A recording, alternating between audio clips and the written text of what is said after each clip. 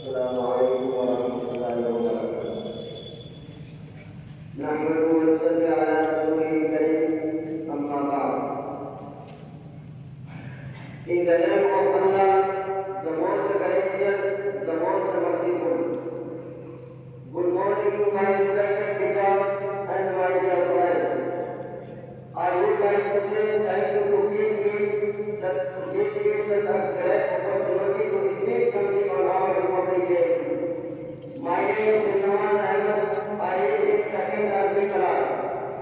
Today we all are here celebrate 76th Republic Day of our nation. This is a great time that a special occasion for all of us. We should create each other and the way to go for the development and for the unity of our nation. We celebrate Republic Day in India every year on 26th of January as the Constitution of India came into force at this day. We are regularly celebrating the Republic Day of India since 1950 on 26th of January. In 1950, India's Constitution came into force. India is a democratic country.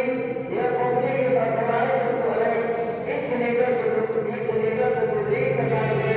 Dr. Rajendra Prasad was ours the President of India. Since we got independence from the British in 1947, our country has developed as the founded among the powerful countries.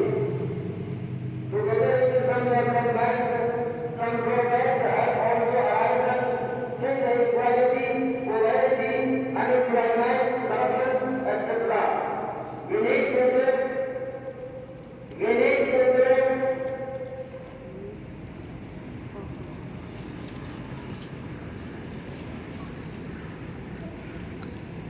Today